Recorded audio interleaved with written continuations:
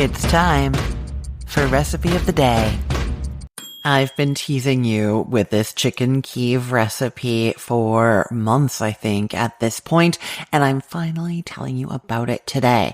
So first, what is chicken Kyiv? You might be more familiar with the phrase chicken Kiev. That's the Russian pronunciation. Chicken Kyiv is the Ukrainian pronunciation, and this is originally a Ukrainian dish, so that's why I'm calling it that. And as you know, my mom and her family are Ukrainian, and so I grew up with a lot of Ukrainian influences. My parents even had a Ukrainian restaurant, or a couple of Ukrainian restaurants when I was growing up. It was like a little mini chain in our city. And we were in central Canada in Manitoba, where there is a large Ukrainian and generally large like Slavic population as well.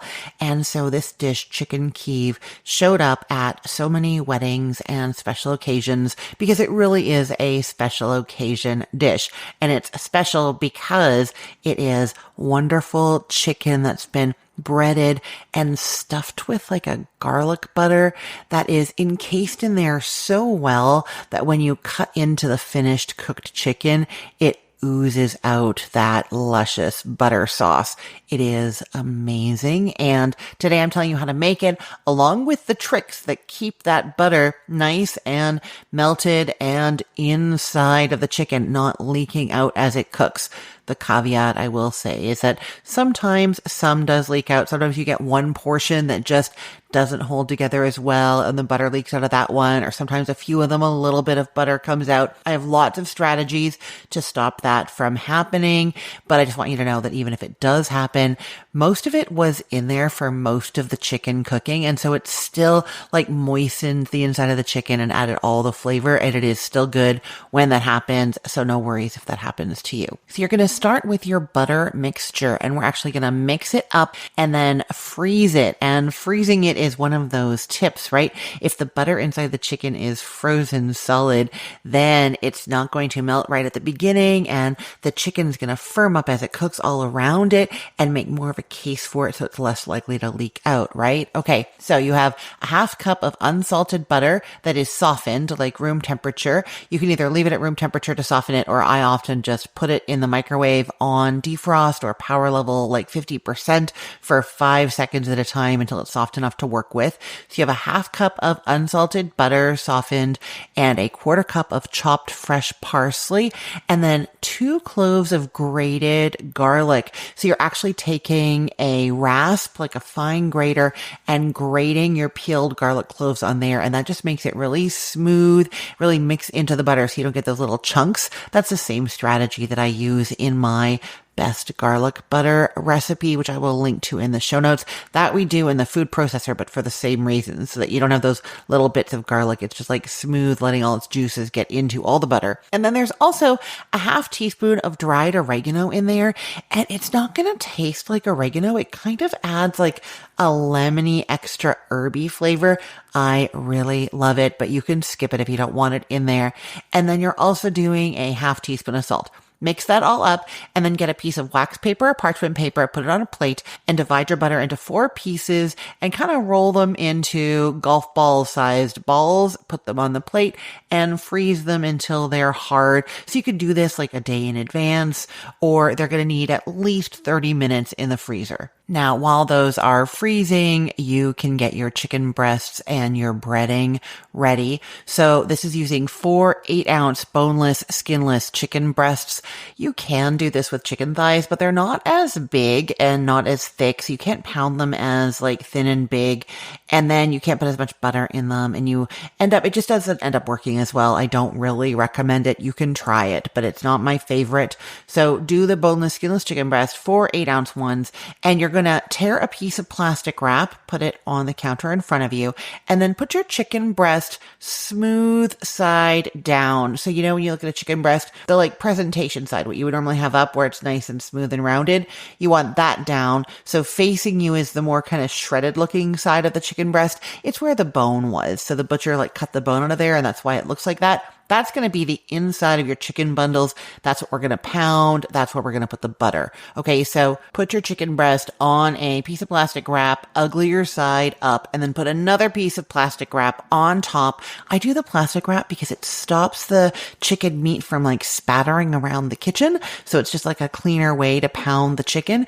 And also then your chicken is between these sheets of plastic. So it's really easy to move around. If you're making like a big stack of these, they're going to be separated from each other. They're not going to start sticking together because you have those plastic wrap sheets, right? Okay, so you've got a chicken breast between two sheets of plastic wrap, ugly side up, and you're going to use a flat meat mallet, not a spiky one, or a rolling pin, and you're going to pound that to about a 1/4 inch thick, and it's going to make a cutlet that's about 6 inches by 6 inches. Repeat that with all 4 of your chicken breasts, and then you can get your breading ready. So you're going to do a 1/2 cup of flour in one bowl and stir a 1/2 teaspoon of salt into that.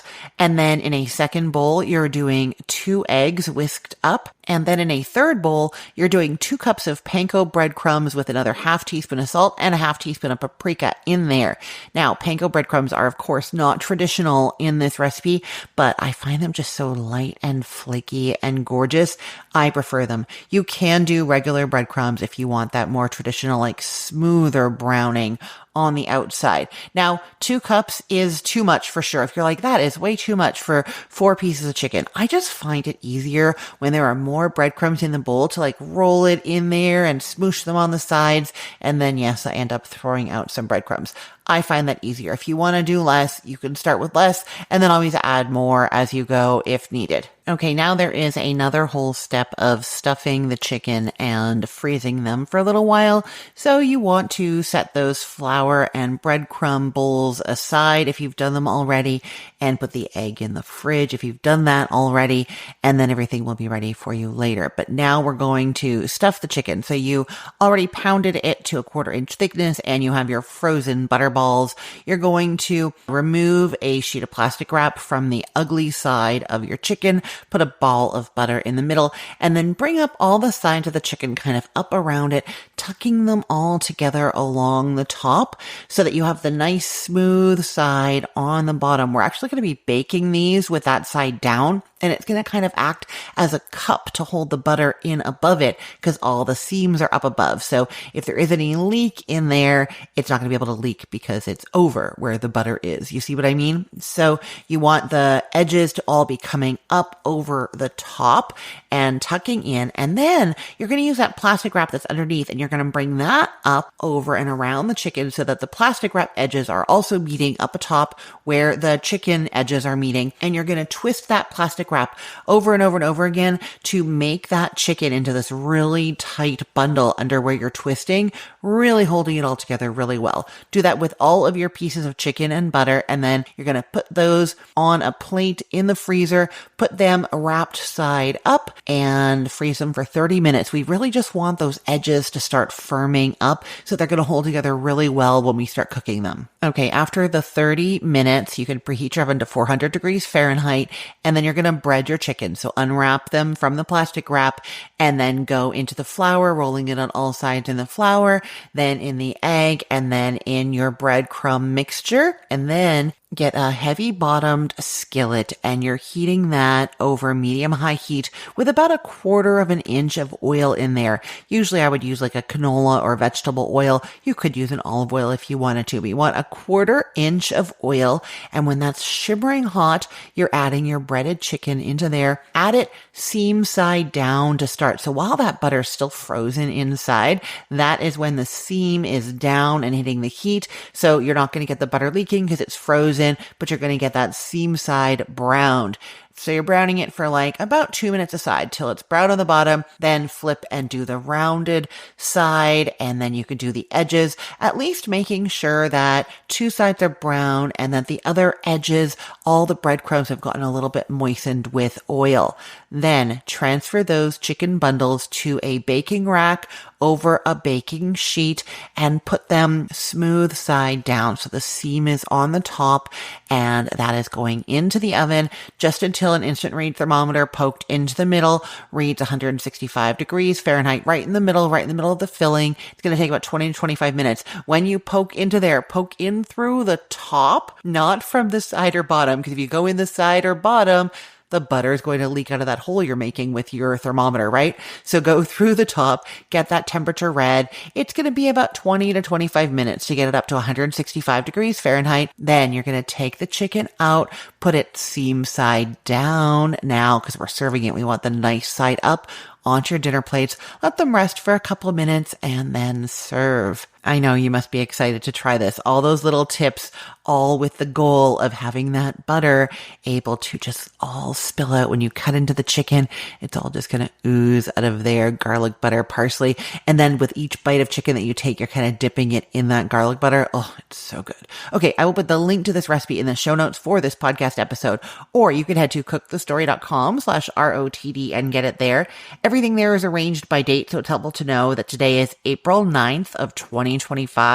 If you love this recipe and love all the recipes that I talk about, make sure you've bookmarked cookthestory.com. Whenever you're searching for a recipe, when you want an idea, when there's a certain thing you want to make, there are thousands of recipes on there, all tested, all beautiful. They work perfectly.